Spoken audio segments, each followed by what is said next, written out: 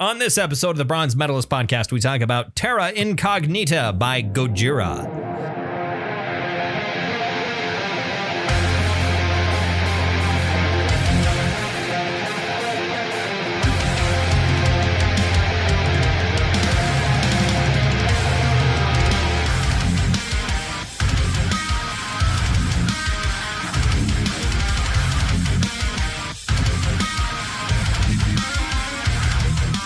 Hi, everyone. Welcome to another episode of the Bronze Metalist podcast. I'm Kale. I'm Moj. We're two professional broadcasters. We like metal and we like to talk about it. And today we are going back to 2001 for the debut album from French metal band Gojira. Back in the day when you could accurately describe them as a technical or progressive death metal band. Sure. Definitely some leanings towards kind of alternative and groove metal that you can hear in there as well. But that was just kind of how everything metal-y sounded in 2001. Right. Back when they were in their 20s. Yes, they were young men at the time. Younger men at the time anyway.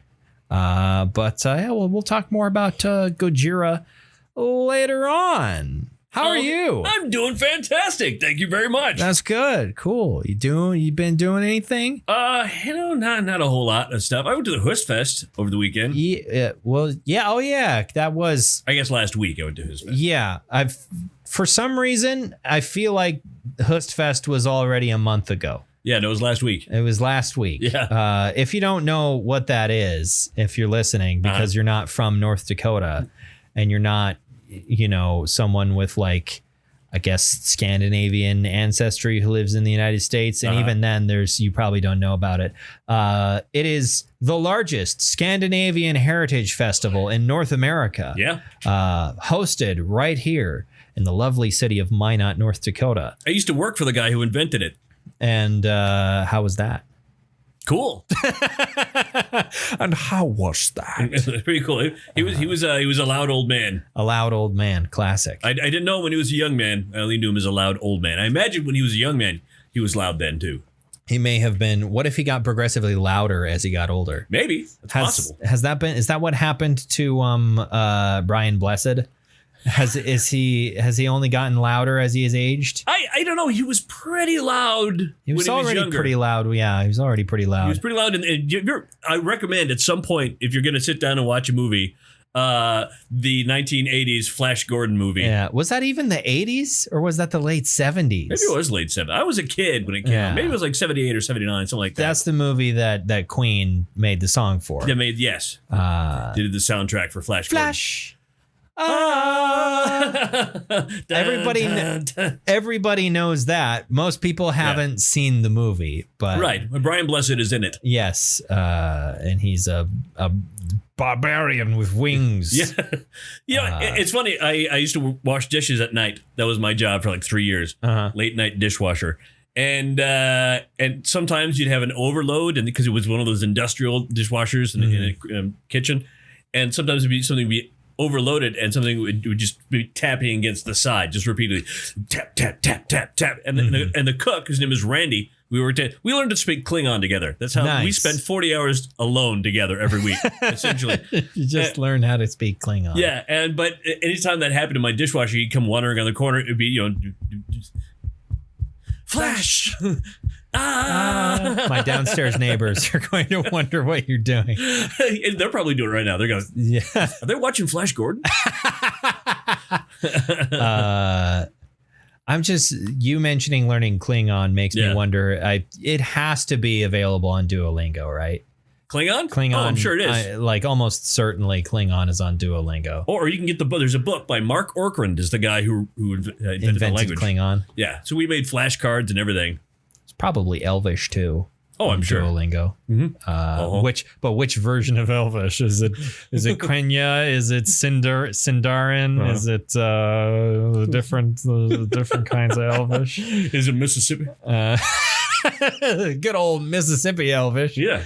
I love my mama.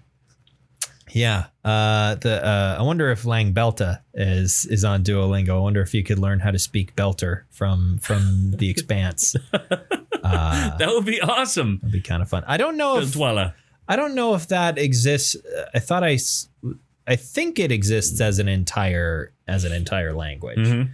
I think the guy that James S.A. Corey, the duo that goes by that name, right? I believe the guy who they hired to make that language made a whole language instead of just like the phrases that they needed. Nice. I believe it's a whole conlang, as they're called, right? A constructed language. But I mean, aren't all languages constructed languages, dude? It's like when somebody says, you made that word up. So I didn't make that word up. Somebody else made that word up. All words are made up. Yeah. Literally everything is made up, dude. Right. Realities doesn't exist, bro. It's made up. You're actually a brain in a jar, and this is all a dream. Who was it that was talking about that? Just, what if you woke up and realized one day that there's a scary skeleton inside you, but only to realize that, no, that's not true. You're inside the scary skeleton. That is true. Yeah. That's because your brain be up in the skeleton. Right. So you don't have to worry too much about the skeleton coming out and scaring you because you're already inside it. Do you have any plans for Halloween? I plan on stripping all my flesh off of my skin, all of my flesh off of my body and going as a skeleton. I feel like that would really get us. It would scare the kids. I think it would. Yeah. If I was just a whole skeleton. Do you get trick or treaters here at all? No, you don't. Okay. Well, because the doors are usually closed and locked. Sure. But that would be. I can't wait to see that. Yeah, you just walking around, just bones. Just bones. Yeah. That would be great. I mean, it's a great way to lose weight. It is. Just, defleshing your entire body. Right. That's I plan on, having a boiling cauldron ready to go. Sure. With some chemical in there to really get the bones nice and clean. Sure. To render the flesh. And just get it all off. I'll have to ask my dad what he uses to clean deer skulls. I don't know what chemicals he uses, but they smell bad.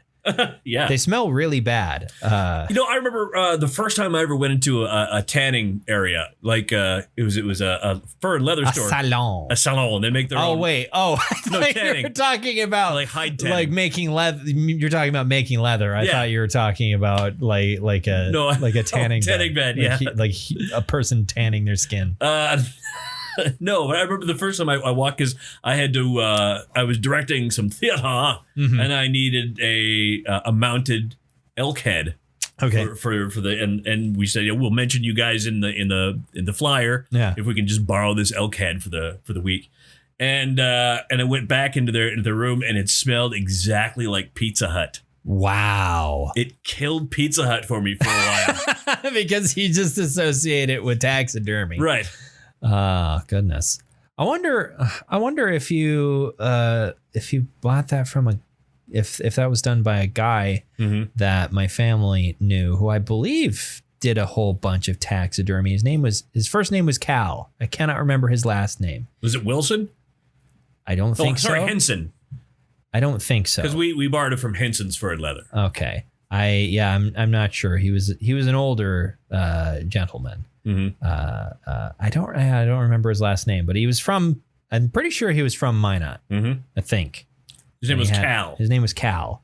I don't remember his last name. But not Worthington?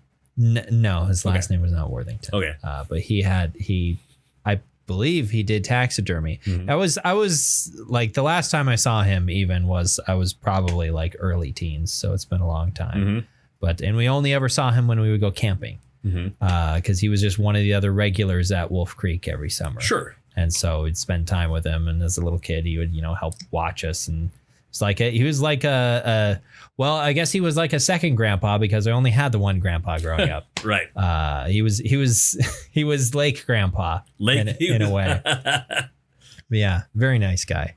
I like the word taxidermy too. Why? Well, just where the root were kind of like dermy, obviously skin, derma, and then a taxi, which is a yellow car you can drive right around in. Exactly. Get from place to place. Well, that's where they get the skin. Yeah. It's tax. It's actually like like they don't actually take the skin off of the real animal. They skin a taxi, right? Because taxis have a lot of skin. They do, because they're bigger than most animals, right? So you can get a lot, and there are a lot of taxis out there, and so you have to get the proper permit. Yeah, as long as you get the proper permit, you can skin a taxi. Exactly. And I think they only issue like 2 tags a year. Yeah. But there's a lot of skin, trust me. Sure.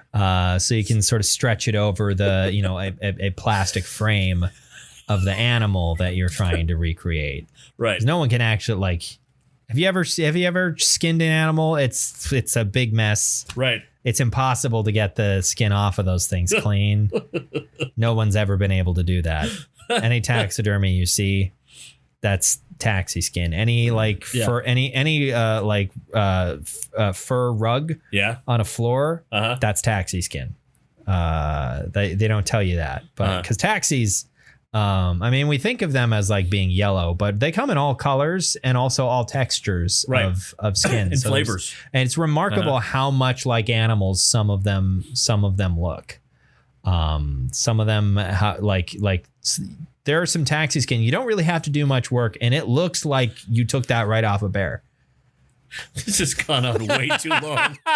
way too long. Dumbest fucking bit. I started to wander as you were talking. Like I was almost as stupid as the fucking genetically engineered basketball players bit. I forgot about that. I don't even remember any of the context around that stupid. I don't either. Fucking bullshit. Speaking of stupid bullshit, we got started like a full 20 minutes later than we normally do because computer being fucking stupid. And I hate it. I hate that. I hate when computers are stupid. Yeah. It wouldn't accept your USB plug? For some reason, the codec was fucked up. The codec just decided it wasn't going to work anymore. Yeah. And normally all I need to do is just swap what USB port the board is plugged into. Right. That didn't do anything. Because normally, this codec isn't working, so I'll swap it to a different USB port, and then it'll a new codec will pop up in the drop-down menu, and I'll just switch to that one. It didn't do that, and I had to restart my computer before it finally created a new digital codec. But yeah, it's that bugs the shit out of me. Technical problems, I think, are such a uniquely infuriating thing. Right. It's the same. It activates the same rage-filled part of the human brain that trying to assemble IKEA furniture activates, where something's just not coming together the correct way, even though you're looking at the instructions and you're doing it right, and it's just not fucking working, and you are a hair's breadth away from murdering your entire family. Which he did, by the way, say, just for the record, he says, if I can't get this to work, I'm going to kill somebody. And I'm the only other person in the room, so... And I'm not going to kill my cat. If I did, you would kill a cat. I'd never kill a cat. No. I'd never hurt an animal. You'd never steal a car. You wouldn't download a car, would you? Yes, I would. I would absolutely download a car. If I could download a car. Also, what use does downloading a car get? What does that do for you? Okay, now you have a digital car. Yeah. You can't. What are you going to do with that? Drive it around the internet in the cyberspace. Yeah, drive it around in cyberspace. Now that's just fucking. That's just Star Citizen is what that is. That game confuses me. Does it? In the sense that it has been in development for 11 years at this point. They've crowdfunded close to $1 billion, I think. And the game has $1 billion? A pretty large portion of $1 billion. I think it might. I think it might only be. I think it might be less than 700 million. But still. But they are no closer to actually like releasing it. I might be way off actually. I'm gonna check those. I'm gonna check those numbers because I feel like that doesn't feel right. $700 million for a video game? I mean, when you think of like how much like recent Rockstar games have cost to develop, and like I don't think it's that much. The original campaign drew in over 2 million, but what about recently? Okay, maybe it was. Having raised over $500 million as of September of 2022, and that was over a year ago. Right. I think it's over $600 million. Why would people still keep contributing to this thing that's not getting made? Because there's slow but incremental progress that's been made on it. But it's like, it seems like if it ever comes out, it's going to be the most unwieldy. Like there are other games that do somewhat similar things to what Star Citizen promises to do. Yeah. That have been out for years and years and years. Like if you want to have a spaceship that you fly around a massive open galaxy and like do missions and stuff, just play fucking Elite Dangerous. That game's been out for like 5 years, probably longer than that, I think. Or what's the one game that has billions of planets you could land on?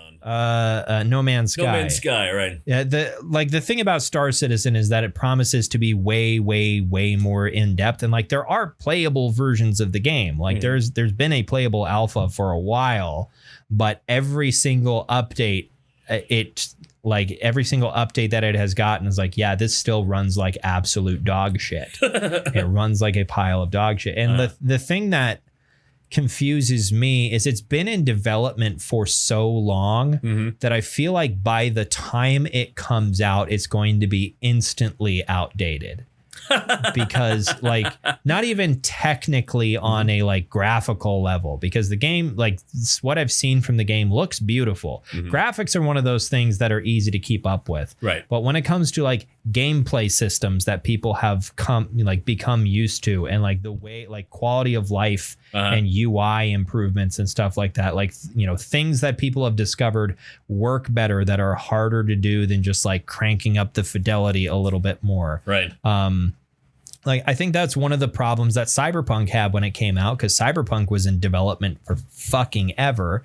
And the gameplay, like parts of the gameplay and the mission structure and whatnot, felt kind of outdated when it came out. It was like this isn't how people really do open world games anymore. It felt kind of outdated. And it's one of the things, like some of the UI elements and different progression systems also felt weird at the time. And those are things that they changed now in the new update, which has got me like wanting to play it again. Like there are a lot of things that they changed and updated that have got me excited to play it. Cool. On that subject, I bought just today I bought an external SSD because I don't have one of those. The external that I have is just it's a disk drive or whatever. Yeah. And so you bought a solid state one. Yeah, I bought a solid state one because there's also been a really big update to Warhammer 40K Darktide. But if you aren't running that game off of a solid state drive, it runs like absolute dog shit. Really? It runs really terribly. Like, how do you have it attached to your system? It's not like HDMI or anything? No, just USB. Just USB, really? Yeah. Can you do like a drive via HDMI? I thought HDMI was a video cable. Right. But I think they have it capable of that. Yeah. I don't have any open HDMI ports on my computer. Is that only had, I think, one HDMI port on my computer. All the rest are fucking DisplayPort. Because that's what fucking monitors use now, is DisplayPort. But I've got old monitors. So did you have to convert them? Yeah, I had to get a bunch of adapters. to plug in all of my monitors to my computer. So they're not power converters. I didn't go to Tashi Station to get any of the power. Gotcha. Sorry, I didn't go to Tashi Station to get some power converters. There, you said it properly. That's how that needs to be. That's how that line. Right. The whiniest possible line for one of the first things from the hero of that entire trilogy is the whiniest. But I mean, he at that point, Luke is kind of a whiny little kid. Yeah, he is. Like nothing had really gone wrong in his life up until that point. Not that he could remember anyway. Right. Some things definitely had gone wrong, but he hadn't been born yet and had only just been born when those things happened. Mm-hmm. So for all he knew, he was just a farm kid from Tatooine. Right. He's a water farmer, moisture farmer. Sorry. Moisture farmer. Yeah. It's different from water. Uh-huh. It's moisture. We had to call it I wonder if that's a thing with people who despise the word moist, that they can't watch the first Star Wars movie when they talk about moisture farming. I'm a moisture farmer, if you know what I mean. That's right, ladies. Yeah, that's I commonly say that around the office. Especially when Kelly's there and says, man, it's really moist out there. It's moist like panties. She hates that word. She also hates panties. So it's moist like panties. Panties is kind of one of those words that just feel like something about it. I kind of agree. It just not that it's a gross word, but it's just kind of like there's got to be a better word than that. I don't know. Is there a better word for panties? Just underwear. Sure. You just say general underwear, I guess. Hi, I'm General Underwear. I'm here to inspect your boxers. I didn't expect the word "ers" at the end of that. I'm here to inspect your box. Oh my God, that would be the worst T-shirt.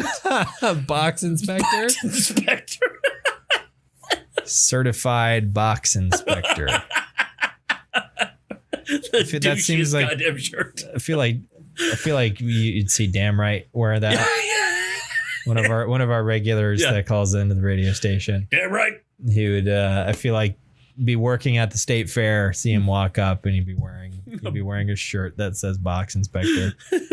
I don't know if that's crass enough, honestly. Yeah, because insurance are usually way worse. And you know what the funny thing is now that I've gotten to kind of know him a little bit, I kind of like the guy. I mean, he's kind of fun. He's just authentically himself. Yeah. You know, he heard the story about when he came up to the booth at the fair, right? I think so. Where JD, because we're giving away free shit at our booth. You get here's a free drink up at the Landing Bar and Bottle Shop. And I go, Jay, he hasn't had a drink in like 30 years. And JD's like, what the fuck is wrong with him then? That's right. Yeah. That's right. What's his fucking deal then? He's not drunk all the time? No, he's not. Just thinking of that fucking Kyle Kinane joke now. Yeah. Just like I can't stand people who dance without drugs or alcohol. Haven't had a drink since 95. Don't like losing control. Get out of here, baby eater. Fucking psychopath.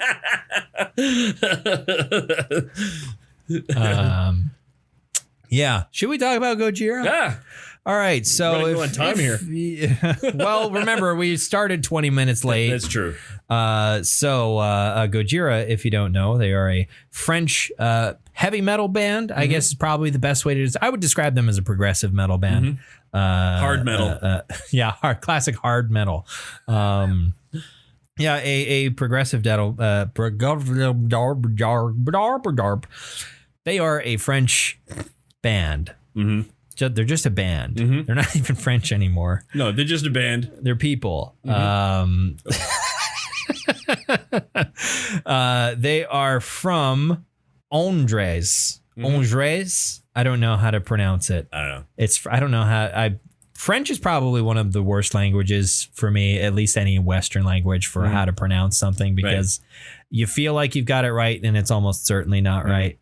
But anyway, they are from France. They are from France.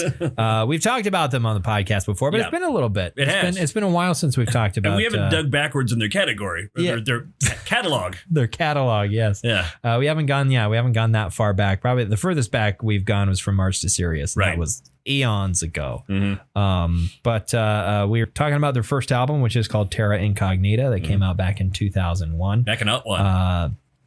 They were originally known just as Godzilla, right? And they decided to change their name to Gojira instead, right? The original Japanese version of the word was founded. The two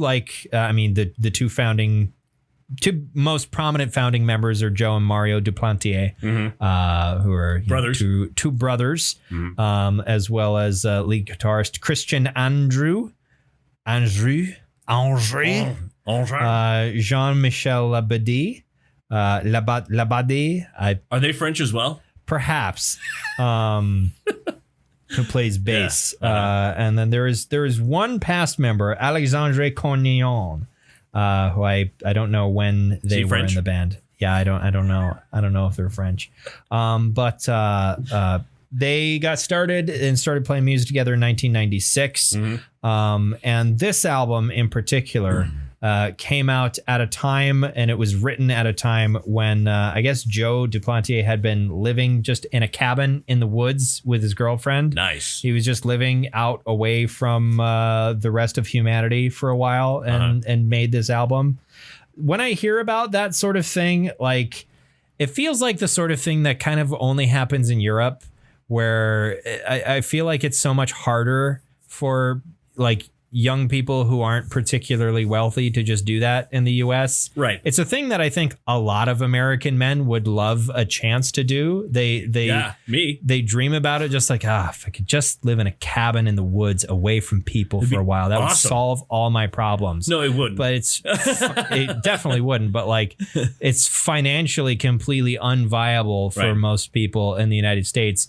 But I feel like I've heard so many times, like people in Europe can just kind of do that shit. Like I don't quite know how that functions. Like, especially in like Northern Europe where there's way less people and way more forest. Right. Like most people in Finland just like have a cabin. Like it's not hard. Like it's not super expensive. You can just have a cabin. They have one cabin and two saunas. Yeah. The one cabin has two saunas. Right. But Mayhem, right? Like they all had a house out in the woods that they lived in and it was an abandoned, awful crash place. But yeah, like you can't. It's so much harder to do that sort of shit in the U.S. I feel like. Right. But anyway, at least in North Dakota. At least, I mean, there's not much woods to go around. Right. Woods are any sort of. If there's one tree, we consider that a forest. We do. In fact, where do we keep the tree? That's in the tree. Oh, that's over in Granville. Is in Granville? Yeah, that's the nearest tree is located in Granville. So not that far away. Right. If you want to go see the tree. Yeah, if you want to go sit in the shade. Right. That's the only shade in North Dakota. Exactly. Our roofs are transparent. Yeah. I don't know why we decided to do that. All we can see is the sun and bird shit. That's all we can see. It's really unpleasant, to be honest. But I mean, it really gives people who go up and clean the roof a lot to do. Sure. I was trying to remember the name of the album is literally in front of me, but I was trying to remember it while we were talking so I could type it into my phone so I could look at it. Yeah. And I couldn't remember it, but now I've got it. So a couple of little bits about it. He lived in the cabin, by the way, without electricity and also without income. Sure. But if you don't have electricity, what do you need income for? Yeah, what are you paying for? As long as you got enough food with you for a while. Just paying the tax on the cabin, I guess. Maybe it's your cabin. I don't know if it was his cabin. But the song 04 was made by Joe and Mario as a birthday present for their mom, who turned 50. It was not intended to be released. The phone call at the beginning of the song is a voicemail that their uncle left for his sister, which, by the way, if you're like, wait, that sounds like an American voice. They're Wisconsin. Yeah, their mom is from Wisconsin. Right. They both have American citizenship because their mother's American. So they live in New York, I believe, don't they? I'm not sure actually. I could look at that and see if they live in the U.S. I'm not sure. Let's see. He was born in Paris. I don't know. Led him to settle in New York City in 2011. Yeah. So yeah, I guess he lives in the U.S. I don't know about the rest of the band, but that's something that when I learned it, I was like, oh, that's kind of neat that Joe and Mario have dual citizenship. Right. And I love the fact that their father is from France and their mother's from Wisconsin, which means that their blood is made of pure cheese. Their blood is pure cheese. Yeah. Pure cheese. But it's equally flavorful. Yeah. And melty. Right. Yeah. It tastes good, but also it's good on a burger. It's pungent. Also, it makes a good casserole. It's got a nice melty texture to it. Yeah. By the way, the man on the cover of the album is guitarist Christian Andrew. Oh, really? I didn't know that. The sort of the bald man clutching the back of his neck. Right. Yeah, those are the little tidbits about the album that I was able to gather. The band sort of has gone on to really develop their sound into a very kind of, I would say it's maybe a little reductive to say that they've toned things down as they've gone on. It's true, but it's more complicated than that. Yeah, they've changed their sound. They've made it more accessible, I feel. Yeah, I would definitely agree with that. And they also, like, I think you can see, depending upon the song, like, oh, this is the type of song that they would like write going forward. Like their first couple of albums really were kind of an exercise in like, let's see what works. Let's find our sound. Let's figure it out. They didn't, spring forth fully formed with like, yes, this is Gojira. This is what they're really going to sound like. Like, I don't think they really nailed what they sound like as a band until From Mars to Sirius in 2005. It's weird when a band does do that, though. That does happen. Yeah. Where a band will put out their first record and be like, wow, that was great. And then they'll make subsequent records like, no, never. Should have stopped at the first one. Yeah, so I kind of hate that too. Yeah, when it's like the first album was the best and everything since then's been downhill. That's like you kind of hate to see it. Yeah, because you want people to continue to like innovate and make something that's better and better every time. Which is what these guys have done. Yeah, I would say so. Although I don't know, personally.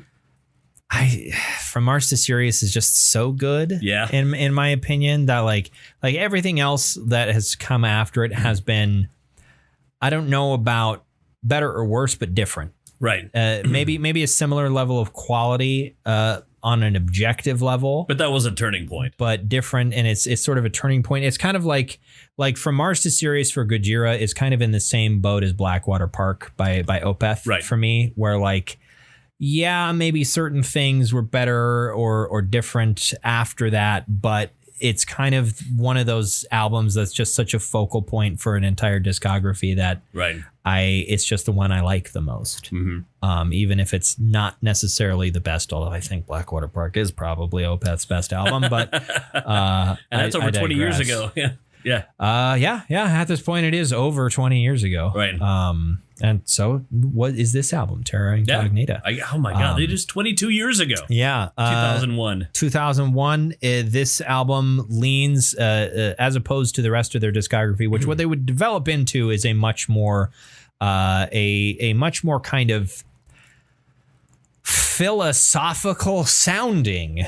Like the lyrics on this aren't meat-headed by any means, right? But the sound would I feel like their sound would sort of catch up with their lyrics as time has gone on, and they're a band who are known for their activism, particularly for environmental causes, right? And their lyrics reflect that, and their sound has kind of aged with them to sort of in my opinion, kind of better complement their demeanor as a band in some ways. Whereas this is far more aggressive than I think just about anything else. It is full of blast beats. Right. The vocals are throatier and gurglier than they would be in the future. You still have some of that hoarse, like kind of more melodic shouting and some proper singing as well from Joe, but it's mostly death growls, which slowly have decreased in prominence as time has gone on for them as a band. And there's a lot of quirkiness to this. This is a very quirky album. Yeah, again, they were just trying to figure out what works. Yeah. They also nary a pick scrape to be heard on this album. No, but there was a lot of pinch harmonics, a lot of pinch bends is what they were. Yeah, there's a lot of those. And if you substitute a pick scrape for every time they do one of those bends, I think a lot of these songs would sound much more like the later parts of the discography. Right. Still much more aggressive, a lot faster. A lot more like death metal oriented than what they would eventually develop into. This is, in my opinion, pretty firmly a death metal album. It's not all it is by any means, but the majority of the makeup here is death metal of the typical kind of style of the early 2000s, where it's a little bit more technical, a little bit more progressive than something that would have come out in the early 90s for sure. Yep. But it's, if you were making a new death metal album and you were a new death metal band in 2001, it would sound kind of like this. Yes. But yeah, does this album slap? Yeah. Yes, it does. Yeah, for sure. For sure it slaps. I was looking for reviews and there weren't a lot of them out there. I don't think people revisit this album very much. Right. And their first two albums in general kind of slipped under the radar a little bit. They didn't really blow up until From Mars to Sirius and become like a really big force in the metal scene of the 2000s until 2005. So the score that I was able to collect is averaged from only 3 reviews, so it's not a good sample size whatsoever, but it came out to about a 72. Okay. People that have gone back and reviewed this retroactively are like, oh yeah, they would go on to do bigger and better things from here. Not that this is bad, but it's not as good as what would come later. Right. And if they were just reviewing this album without having heard their newer things, you might give it a bigger score. Maybe you would. Yeah. I don't think there are any of those reviews from 2001 available, and I wasn't going to search the Wayback Machine for them. I wasn't going to do that level of research. This isn't fucking Radiolab. Or some other podcast that does research. Right. Most other podcasts that talk about things. So what's your favorite song on this album? I liked the song Deliverance. Okay. I thought that was a really good song. And there's something weird about the song Fire Is Everything. Yeah, I put Fire Is Everything as one of my favorites as well. There's some really blistering riffs on that. Yeah. And then the ending is really kind of atmospheric. It leads into, I wrote down Fire Is Everything. I also wrote down Love, which is the song immediately after Fire Is Everything. Yeah, the final song. No, it's not. Is it the final? The final song is The Forest. Oh, right. Love, right, The Forest. Love, on the other hand, is like, I feel like Love is the song on the album that's probably the most Gojira-ish. Yeah, it's the one that sounds most like what they would do in the future. There's some big, chunky, meaty, chugs and riffs in there that would become a feature of their sound going forward. And sort of this kind of, at least to my ear, if I'm thinking of it correctly, I listened to this album twice today, but one of the times I listened to my vinyl copy of it, so it's kind of hard to know what song is what when you're listening to this one on vinyl? Yeah, I have this one on vinyl. How many Gojira albums do you have on vinyl? 4? have this one. I have From March to Sirius. I have Magma. Maybe it's only 3. I have at least those 3. Those 3 and Temple of the Dog. Temple of the Dog? Isn't that a Gojira album? I don't know. I don't think so. What are you doing? What are you talking about? It is not. Carry on. What are you talking about? Love, I think has there's like a weird sort of melancholy vibe to it from what I remember. That feels a little Gojira-ish to me.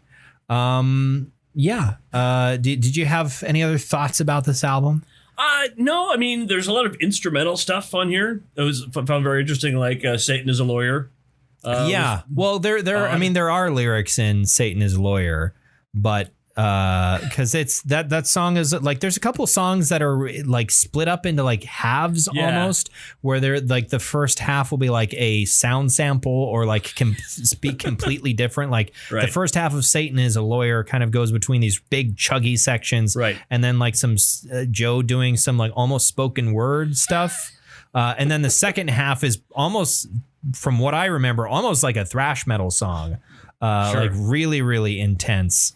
There's one song that's just people screaming, and I don't mean like, metal screaming. I mean people screaming. It's just people. It's just sound bites of people screaming and crying with, I think, like a bass line underneath it.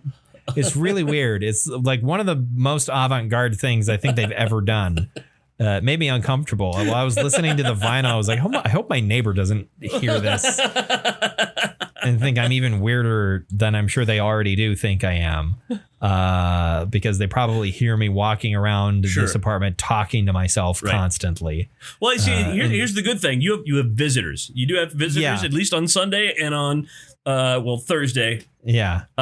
You have people coming over. That's what I love. That. Yes. Like my kids will come over, my neighbors see them, like, see, there are other human beings. Yeah, they're and if people are aware of what D&D is, because the walls are fairly thin and we play in the kitchen, so like it's they probably understand that they're like, oh, that's why he walks around doing fucking weird voices to himself all the time. He's practicing for D&D characters he's going to play. Sure, and it's not because he's insane. No, it's not. Absolutely not that. That's what I'm going to do for Halloween. Yeah. I'm just going to crouch on the street and cackle at children who pass by. I do that. I don't need Halloween for that. Just do that. I just do that every day. Yeah.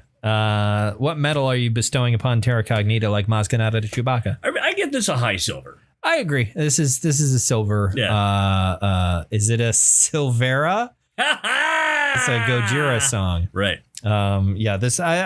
It's a silver for me. Yeah. I think, I would agree with the assessment from some of the reviews that I came across of just like they would go on and do bigger and better things. There are roots of where they would go to be found in this album. It's worth your time, but it's not going to be the greatest thing you ever heard, but it is going to be pretty fucking good. So if you like Gojira at all, check it out. Check it out. Give it a listen. Next week, what do you want to talk about? Oh, shit. Yeah. I forgot. I got to pick an album. It's you next week. It is me next week. You don't have to decide right now. I never fucking do. Here, I'll take it back to, if we're going to talk about people that are kind of political, let's, all right. Let's talk about Sacred Reich. Ooh. I feel like we did a Sacred Reich album really recently. Did we? I'm pretty sure. Did we do American Way? Oh, we did. Yeah, we absolutely did do American Way recently. Skip that. Maybe that's why it was in my brain, because I remember thinking, hey, I should bring that to the podcast. And then I brought it to the podcast. Yeah. And then I forgot that I brought it. Yeah, that wasn't that long ago. Okay, so no, skip that. If you want to hear about that, just search the back catalog. Sure, yeah. Let's see. I don't know. Well, you'll figure it out. I'll figure it out. And it'll be a surprise. It will be. I mean, like I said, don't feel bad about it, because this is what I do almost every week at this point. So is I haven't thought at all about what I want to bring the following week. So yeah, you'll figure it out, and then we'll listen to it. All right. If you're like me, you might figure it out the moment we turn the microphones off. So until next week, why don't you go ahead and follow us on social media? We're on Facebook and the other one. And we're go ahead and follow us or subscribe to our feed is the term appropriately for your podcast service that you're using to listen to us right now. Go ahead and hit that subscribe button or whatever it might be. Until next week, thank you for listening to another episode of the Bronze Medalist Podcast. I'm Kale. I'm OJ. Congratulations.